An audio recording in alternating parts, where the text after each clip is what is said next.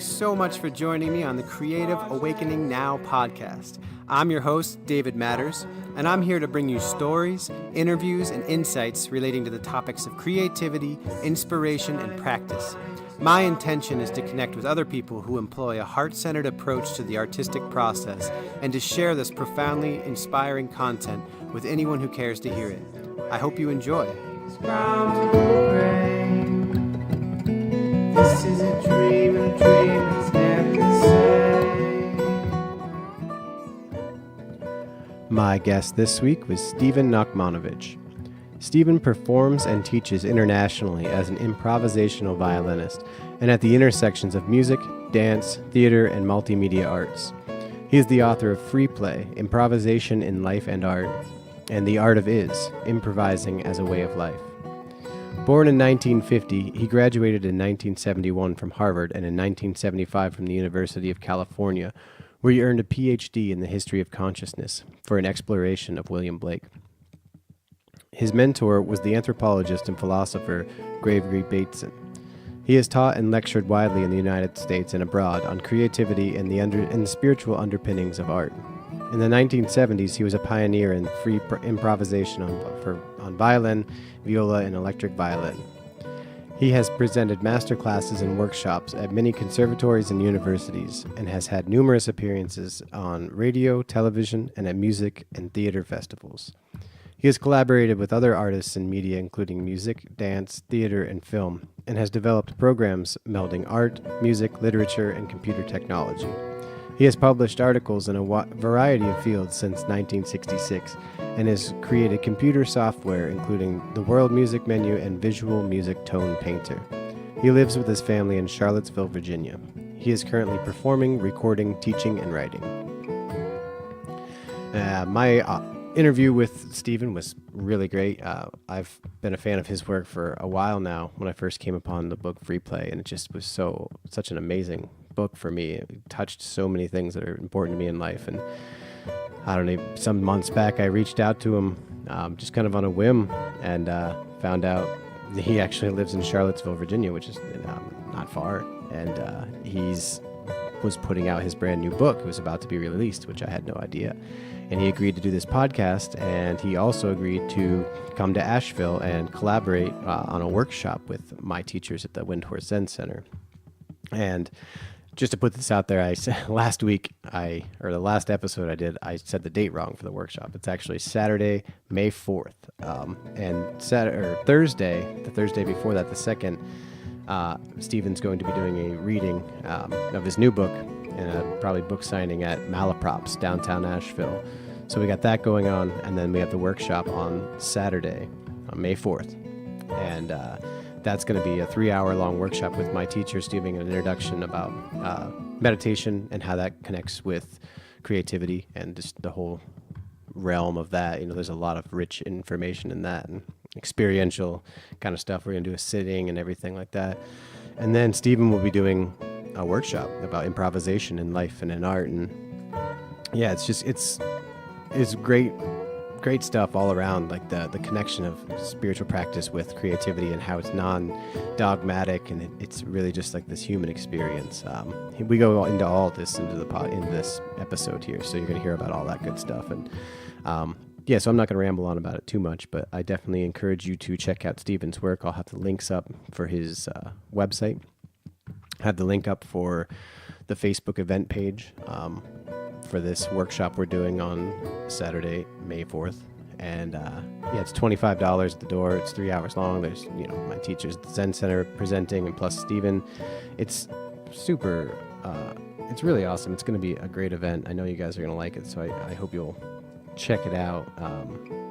Like I said, I'll have the events up there, but there's a lot going on with this particular event because it's my first real event that I'm co-hosting with the Windhorse Zen Center, and it's something that I'm trying to move my whole Creative Awakening Now business in that direction. I want to be booking and hosting events all along these lines with creativity and just spiritual practice, if you will, or life enhancing experiences, not necessarily spiritual in the traditional sense, but yeah, all this like heart centered creativity that I bring to this show with all my guests and all the stuff that I present. So I'm really excited about that. So please check it out, look at the website, and come on out. It's going to be really great. Go over to creativeawakeningnow.com. You can check out all my stuff I have going on there. You can check out all my music with my band Life Like Water, doing a ton of local music right now, and I got a bunch of solo stuff coming up. So I hope you guys check it out. This Tuesday, I'm releasing this Sunday, but this Tuesday and 2 days from now, I'm playing a solo show at the Mothlight in West Asheville with some really awesome friends, Forrest Bailey, and to all my dear friends, who's Mark Hennessy's band name. They've both been on the show, so you can scroll back through and check those out, those episodes out, and learn a lot about them and their whole musical approach and fall in love with them, I'm quite sure. But yeah, that show is going to be a really cool experience to bring this together too. It's all in line. It's coming along with that. I got all these little frayed ends I'm trying to put together. But yeah, so I hope you guys enjoy this episode. Definitely touch base with me. Hit me up on Instagram, Creative Awakening Now. Hit me up on Facebook. Got all kinds of good stuff going on. So enjoy this episode, and we'll see you soon. Much love. Welcome back, everyone. Thanks for joining us, and thank you so much, Stephen, for being here with me today. Oh, it's a pleasure to be here, Dave. Thank you. Yeah, definitely. I'm. This is a great honor. I read your book, Free Play, and it was just such an awesome book. It just resonated with me so deeply. Confirmed all kinds of stuff for me, and then I heard your music, and I just kind of connected your history, and then I heard you're putting out this new book. And you were gracious enough to agree to come on this interview, so I'd love to dive into all that stuff if you're willing. Thank you so much. Yeah, definitely. So maybe we could just start with, you could kind of just fill us in about your creative journey. What set you on your path initially, maybe in childhood or whatever it was, and how that's looked over the years as someone who's very deeply connected with music, but also you have this deep wisdom tradition behind you as well. So maybe you can kind of where those points converge. Oh, well, when you mentioned childhood, I immediately free associated to being about 4 years old in Los Angeles, and my parents sent me to a nursery school, which lasted one day because the kids were, the nursery school was constructed with this shelving built into the walls. So all around the walls there were these little cubby holes with vertical slats. And the way they did crowd control is the kids sat in their little cubby holes so that they were separated from each other. And I guess so they couldn't poke each other or talk or something like that. So this really felt like, we now talk about thinking outside of the box. Well, here we were little 4-year-olds being put in boxes, literally. And I went home from one day at this nursery school and just told my parents, please get me out of here. Yeah. So they did. And, that's kind of a touchstone in a way from her childhood, which I barely remember. And the notion of boxes also reminds me of another thing in my college years. I was a student in psychology at Harvard, and I was studying play. I was studying cognitive psychology and child psychology, and we were on the 11th floor in this building called William James Hall. And on the 8th floor was B.F. Skinner, if your listeners remember him. He was the person who invented operant conditioning and the whole idea of really, really studying how reward and punishment affects learning.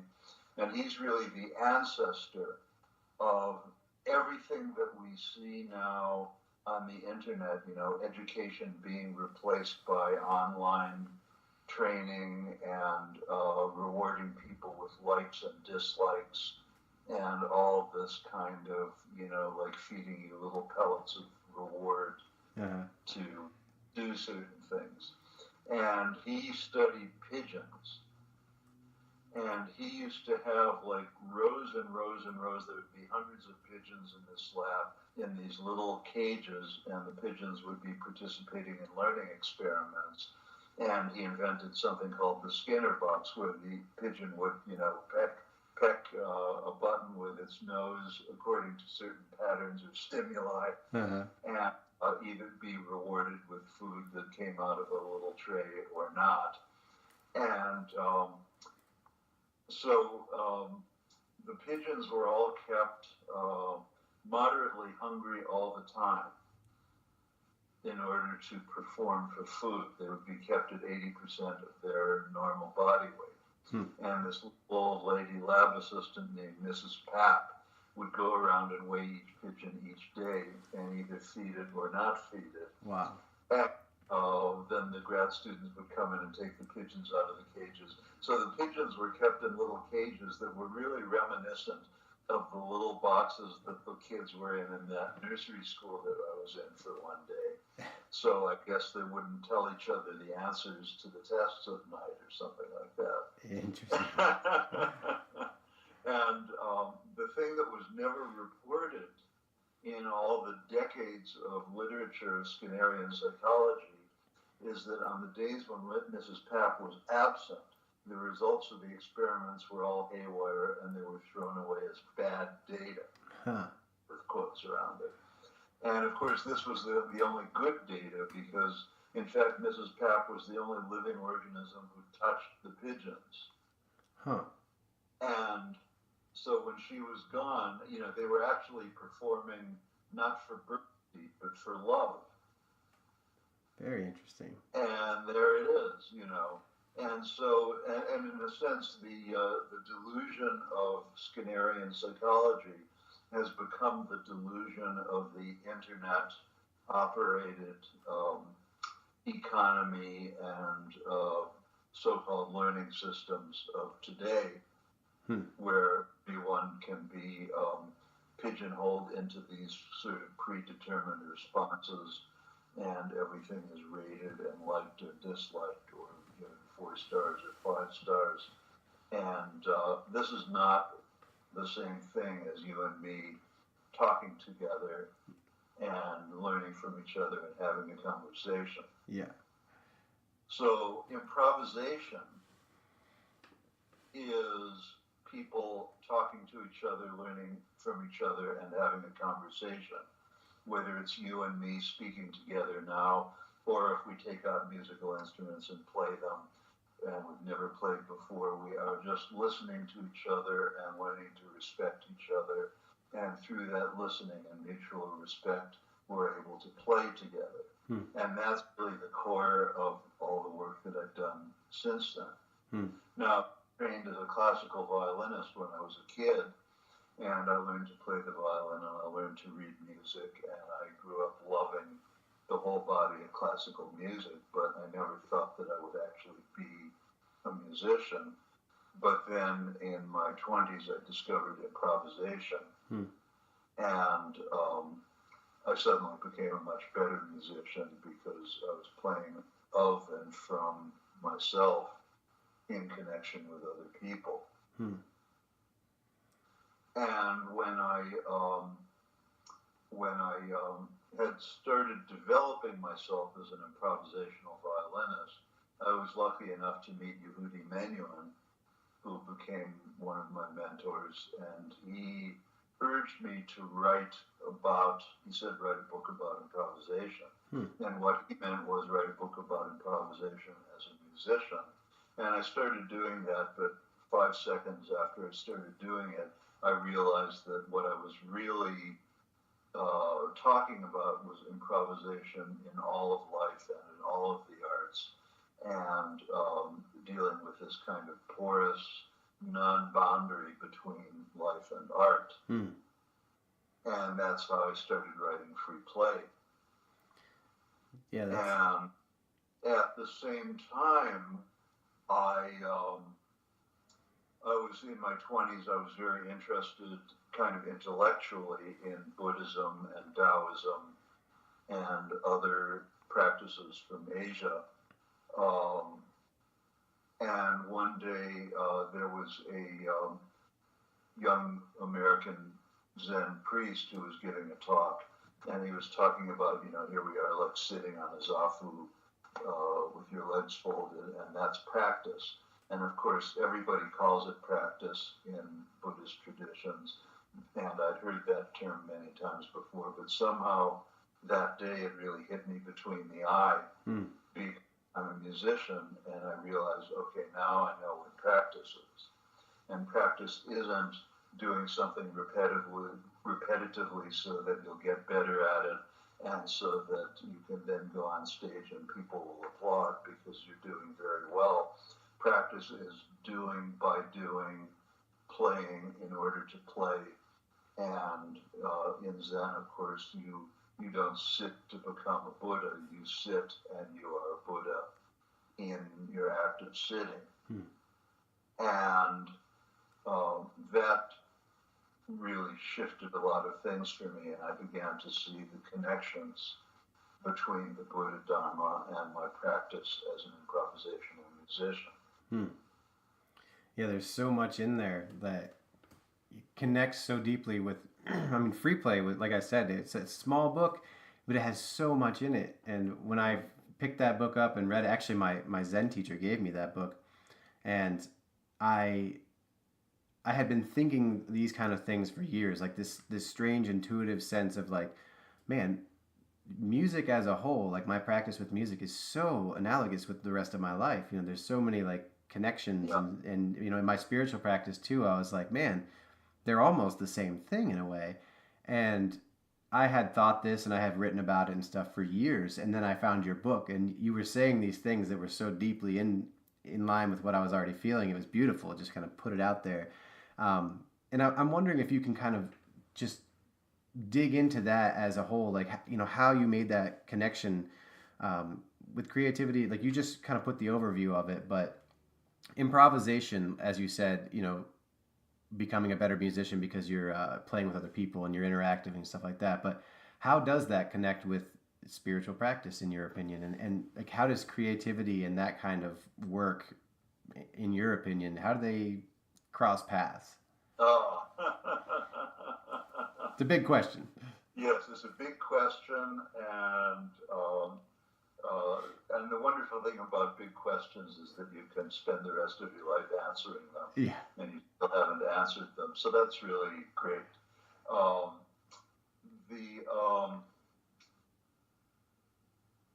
I remember my main teacher in my lifetime was Gregory Bateson, the anthropologist. And I was with Gregory at the time that he died in 1980. Wow. And this is another root of Buddhist practice for me, that he was dying of lung disease, and he was for 3 weeks in the hospital in San Francisco, and then it was clear that he was not going to survive. And San Francisco Zen Center, even though he wasn't a Buddhist, he was friends with Zen Center and had a lot of connections with them. And they invited him to come and be at Zen Center for his what turned out to be the final week of his life.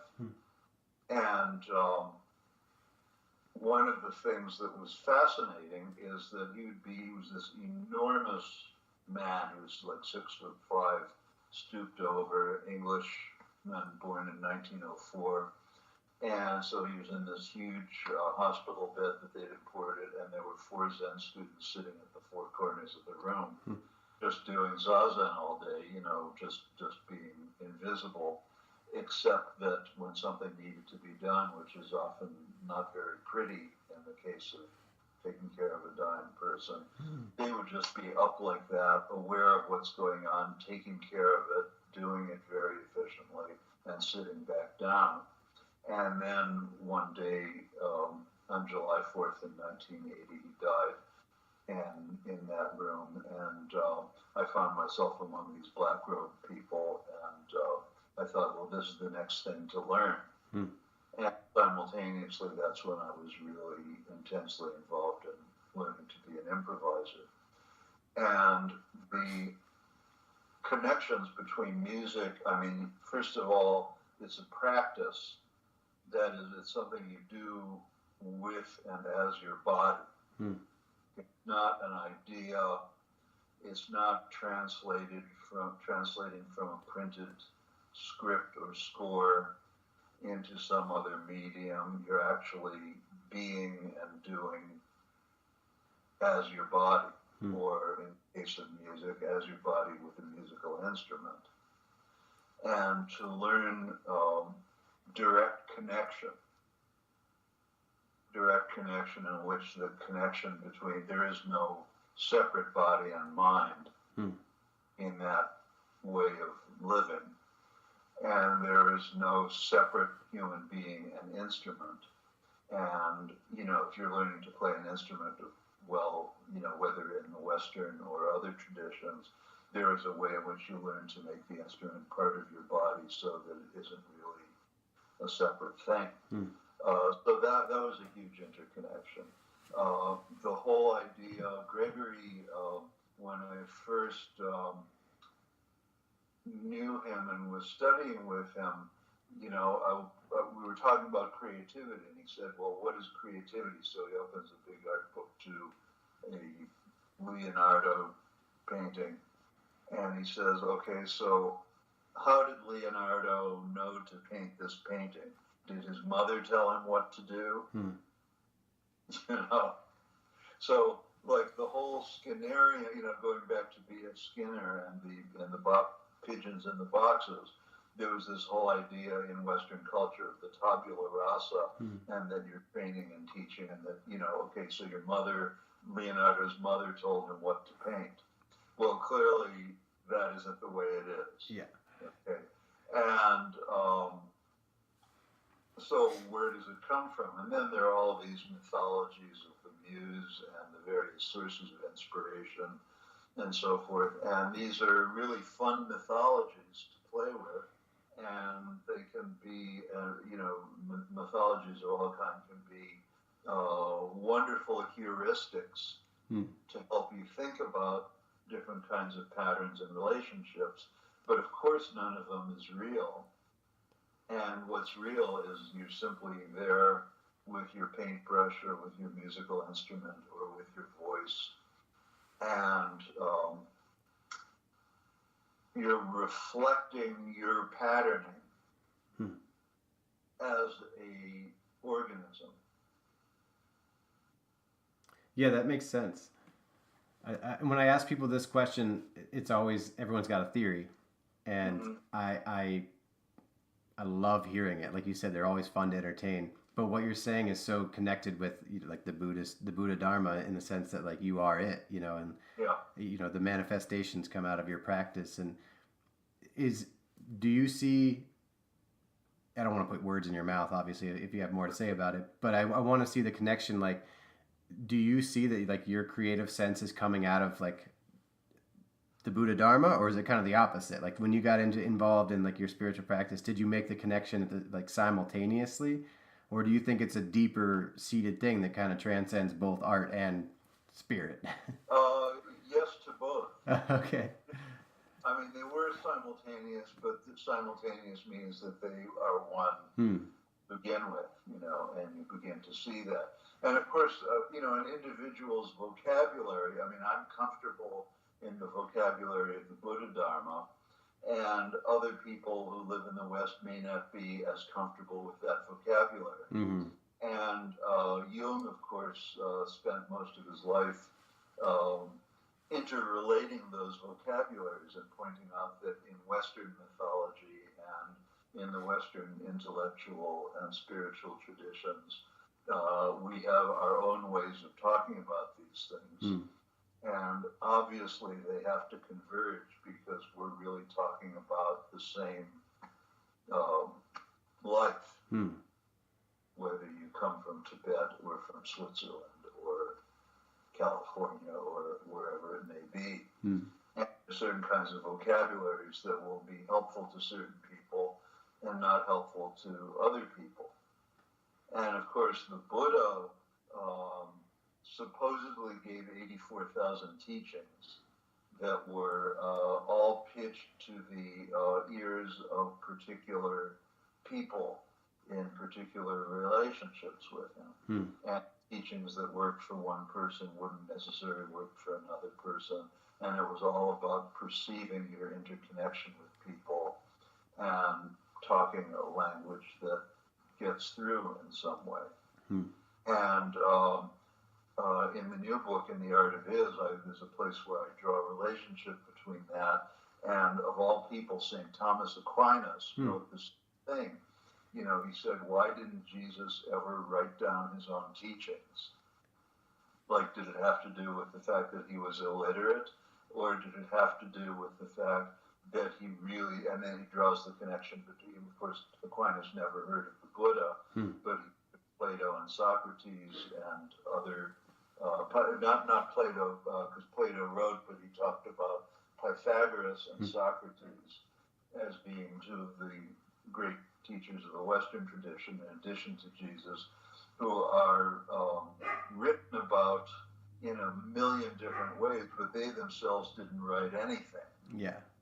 And he says that the reason they didn't write anything was that the teachings had to be pitched to the ears of the hearers. And there were infinitely many teachings that were all related to the same inner experience that you can never describe in words. But you need to be very careful about having a teaching that's explicitly stated in words and that then becomes a dogma. And of course, the world has been cursed by dogmas for a very, very long time, and cursed by the bloodshed caused by people who are trying to enforce their dogmas on other human beings. Yeah, it seems like religion, and that's the separation of like religion itself and true spiritual teachings, where it's like it's spontaneous, it's in the moment, it's improvised, if you will, with that individual, with that specific situation. And I always resonate with upaya, the idea of like skillful means and like in the moment interacting with the individual, and that's the true teaching. And that and then obviously when it gets written down, it gets systematized and it gets dogmatic, that's when it leads to problems, because people are willing to die for such things. But I think that when you take that concept and you translate it into the language of creativity, it's equally as profound and it's equally as life-changing, but it really can't be dogmatic. I mean, it can, there's fundamentalists as musicians too, but very few people are dying because of it. There's not crusades about it. And that I find to be one of the most precious things about your work and a number of other people. And what I'm trying to do with my work is kind of showing how simple it is. I mean, it's complex, it takes a lot of work, but you can take something so powerful and translate it into this language of, creativity. Like it's pure interactive sense. There's no like dogma behind it. And I think that I would like to transition into talking about your new book and how that relates, because your first book, we kind of just covered that, free play, that was 20 years, you said, in between? It came out in 1990. In 1990, okay. And by the way, the audiobook of Free Play is coming out in June. Oh, cool. Yeah. Yeah, and I love that book, and I've read it for the first time two years ago or something, and it was still so relevant to me and life and music and all that stuff. And I'm wondering how now, after 20 years or so, that you're writing this new book about similar topics but a different kind of approach. Like, how has that changed over the years? And oh, well, it's in a way, the topics are similar, but Free Play is about, let's say, the inner and spiritual dimensions of the creative process. And Art of Is about the outer, interactive, interpersonal dimensions of the creative process. Has much changed in your view of all this in those years, or is it now just I don't think much has changed in my view, but I mean, it's just, it was important to deal with the outer, Hmm. especially now. Hmm. Especially now, we're living in an age. I mean, when I started working on what ended up becoming the art it is 25 years ago. Hmm. So this book has been cooking for a very long time. And I was very much aware at that time of, let's say, society's defenses or wars against creativity. Hmm. But that was nothing then compared to the way it is now. Yeah. And we're living in a very, very, very toxic time right now, where a sense of interdependence and interconnectedness is so vital for people. And the sense of mutual, when you're when people are improvising together. I mean, first of all, when I talk about people improvising together or people standing up to play a solo, I don't think of them as being that different. Hmm. And one of the themes that I talk about in the new book is how no solo is solo, and that even when you're playing a solo, you're actually in dialogue with your teachers and your family and the traditions going all the way back, not only through cultural evolution, but through organic evolution. And you're always in community in a way, even when you're alone in a room writing or playing music. But when you're explicitly there with other people, right, creating whatever it may be, music, theater, Del Close, who was one of the gurus of improvisational theater in the United States, used to say that your job as an improviser is not to come up with clever lines. Your job as an improviser is to make your partner's shitty lines sound good. Yeah, I like that. And the way musicians or other kinds of artists cover each other and respond to each other and engage in dialogue and conversation and conflict resolution and playing back and forth in counterpoint. I mean, these are all very, very profound teachings about our interdependence, but they're also very profound teachings about mutual respect. Yeah. And that's something that's really desperately needed right now. Yeah, I love that connection. Taking those really complicated topics about interpersonal relationships and interacting with the world and connecting it to creativity. As a metaphor, but in a way, as a literal sense. It's a metaphor, but it's actual practice. Yeah. Again, that goes back to our original, talking about Zen practice. Because you're not practicing in order to become something. You're not practicing in order to realize some idea. You're practicing to practice. And you're playing to play, and you're being to be, and you're doing to do. Yeah. And it sounds stupid when you say it in words, but it's profound. Yeah. Yeah, it's so much deeper and richer but the only way to experience it and to understand it is to do it. And that's what's been said forever. And it sounds stupid because it's not something that you can express verbally. You can't even like intellectually comprehend it. You have to put it into practice. If you want to understand what meditation can do for you, you have to meditate. That's all there is to it. If you want to understand the amazing power of creative expression, you have to express yourself creatively, even if you suck at it at first, because we all do. And that's the pain of it. And that's what I love, about your work, and that simple idea. Like I said, it's complicated, but it's also this very simple thing of you just need to do it, and you need to put it in place. And I'm wondering if you can kind of talk about that. Like one of the biggest hurdles that people encounter, and this comes up from a lot of conversations I have, is self-doubt,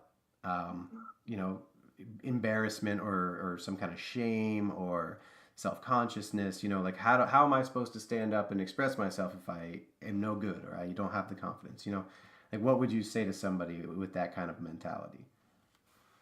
Oh, well, I mean, first of all, I'm no good too. Yeah. Too.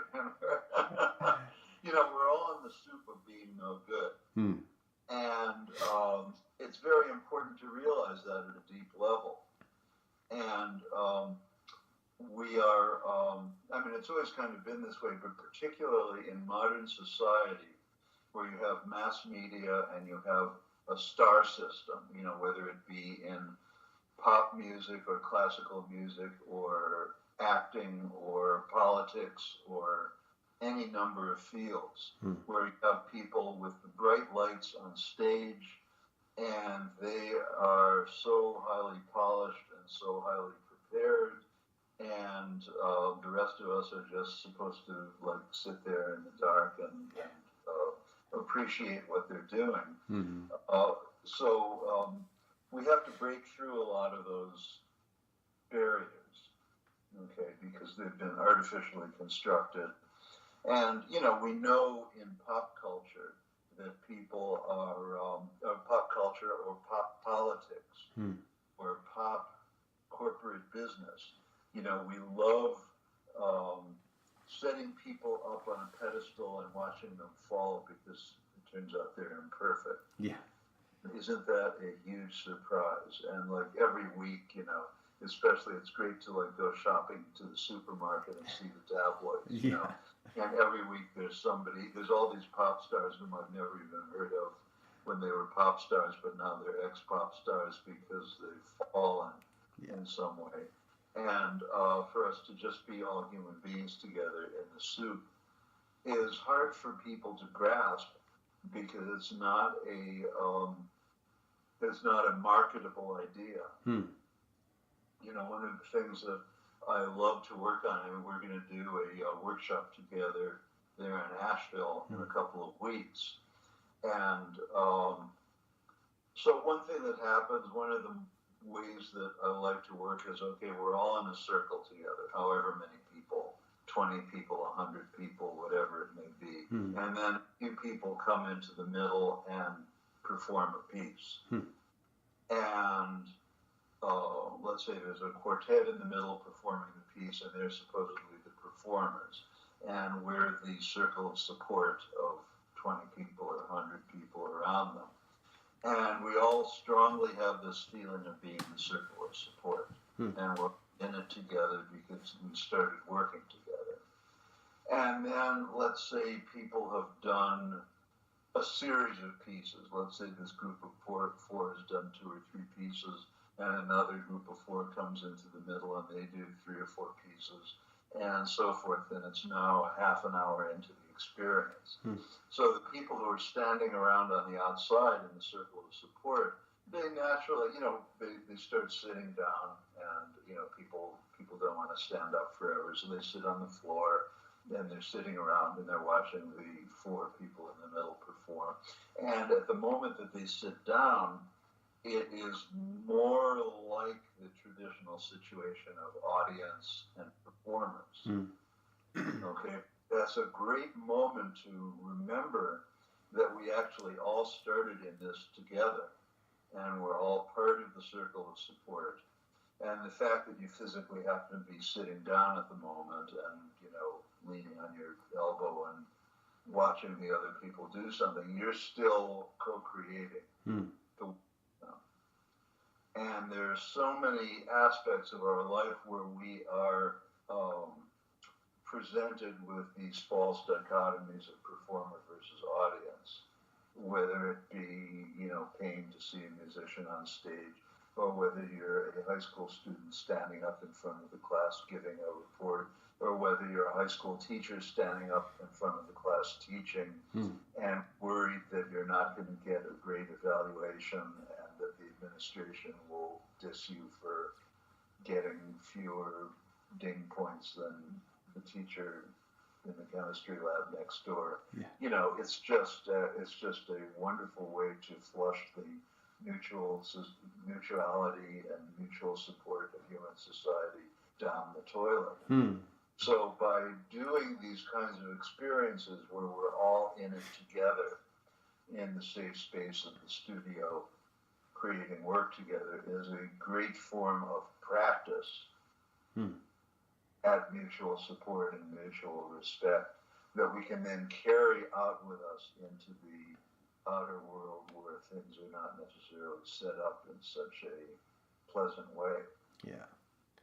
Yeah, I think that's so spot on with the way that we approach creativity and the way we approach expression, and we have such identity, in our culture and in a lot of cultures, really. I mean, the whole disease of our creative system is permeated throughout the world at this point. But traditionally speaking, and I've read a lot about tribal cultures and like indigenous cultures that use music and art as a form of celebration and ceremony and these things, and it's deeply embedded in the culture, but not the way that it is in our culture. We use it as this pedestal to elevate ourselves, or a way of making money, or a way of gaining respect, and nobody's at fault there. That's how we've been taught. But the way I see it and the way my vision of it is that, exactly like you're saying, like when you have this mutual connection of not just like performer and audience, but where everyone's involved in this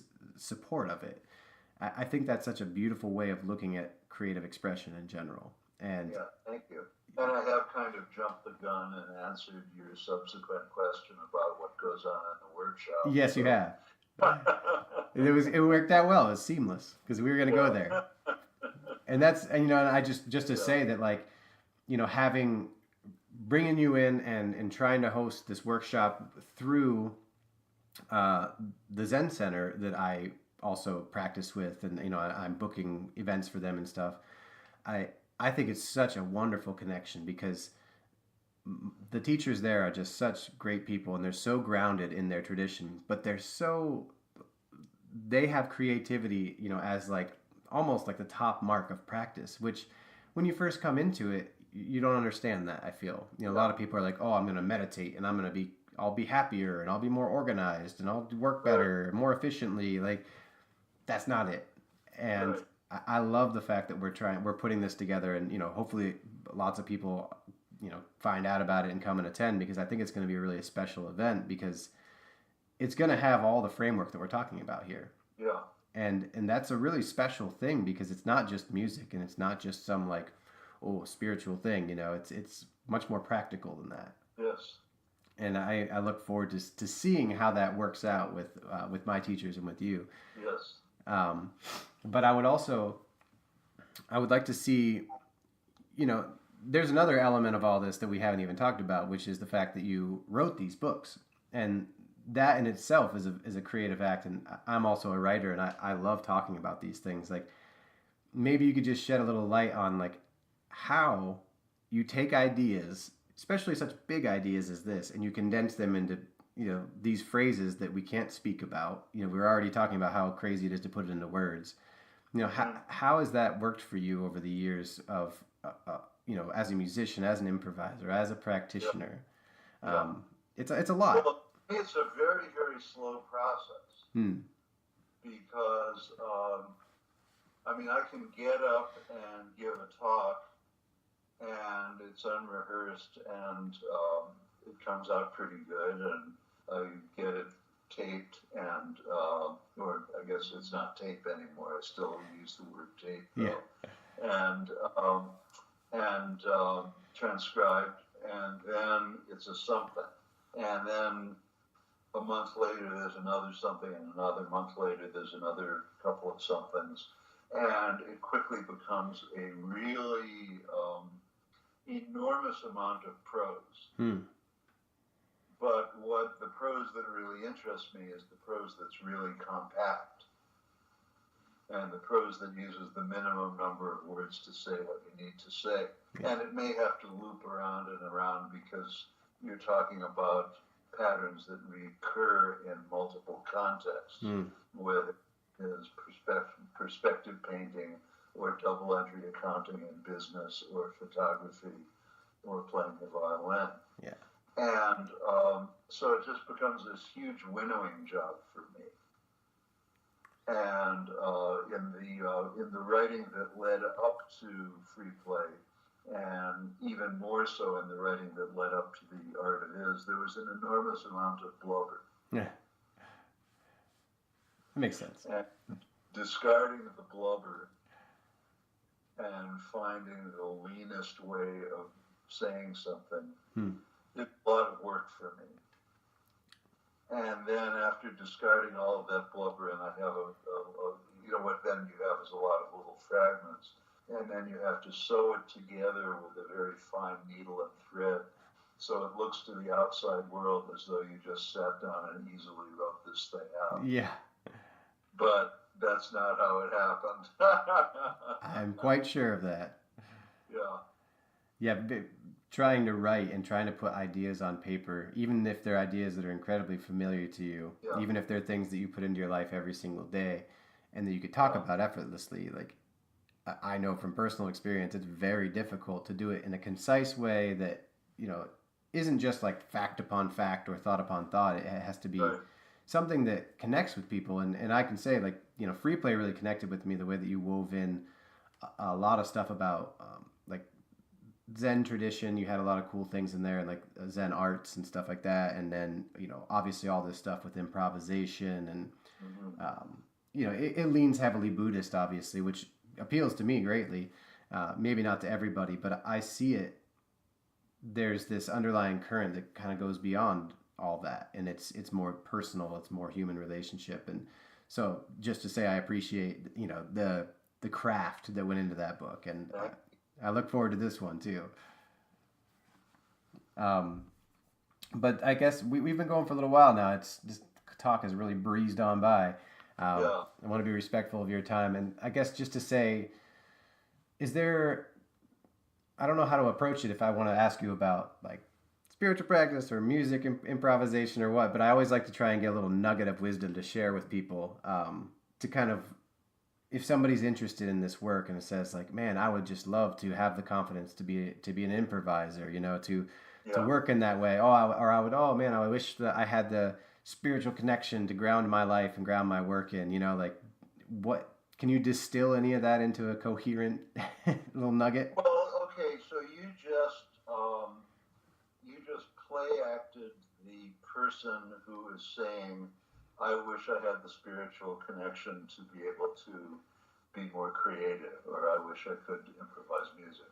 So of course, going back to the root theme that we talked about at the very beginning about conversation as the template for improvising.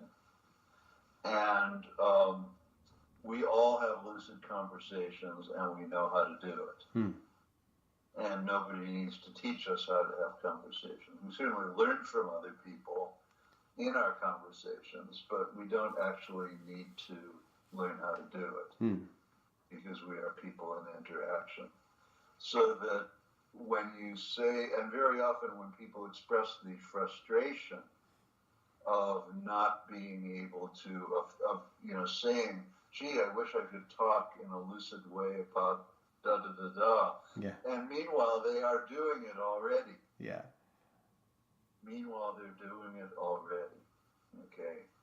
And, of course, one of the great teachers in this way is observing and learning from children. Okay, because small children are able to move in a lucid way and make sound in a lucid way and not worry about what somebody is going to think of what they do. And, it's great to later go back maybe and edit your writing based on how you think people would react to it. Yeah. But if you do the editing first, if you're thinking of the reaction before you write, you'll never write anything because you'll be completely stymied. And the same goes for music, and the same goes for pottery. And it's wonderful to be able to throw things out, just make a lot of things. Play your instrument, play it into a recorder, hit the delete key 1,000 times, It's okay. It's okay to hit the delete key. You hit the delete key 1,000 times, and on 3 of the pieces you don't hit the delete key. So congratulations, you just created 3 pieces. That's great. Yeah, I think that that's one of the basic things that is so easily overlooked is just like the amount of effort that actually is required, first of all, but beyond that, the amount of willingness to fail, willingness to fall down and pick yourself back up, and Right. it's that's one of the themes that constantly is coming up with my conversations through this podcast and my conversations through music and stuff, is either people's frustration about that fact or that is their process. Right. And you become less and less ashamed of it. I think that's probably the key. Right. And at what, my thing, the last thing I want to say, like, at what point, like, how does that connect into your, like, a spiritual development, in your opinion? Like, because I can see it in my own experience, like sitting down on the cushion, your mind goes crazy and you just keep coming back and keep coming back and keep coming back. And that's where the true gems lie, is the coming back. But do you have anything further to add to that you could say through improvisation, through that language? Yeah, keep coming back. Keep coming back for more. And then keep coming back for more, and then keep coming back for more. And other people will help you. And working in collaboration or conversation with other people will help you. And the whole process of feedback is so extraordinary. I mean, the fact that you and I are both sitting up here, so that means, of course, that our bodies are constantly adjusting the feedback of muscle and bone and connective tissue, because that would be flopped on the floor, right? So we're constantly aware of our proprioceptive sensations, and we're aware of our position, and we're constantly engaged in the feedback, and that feedback may involve,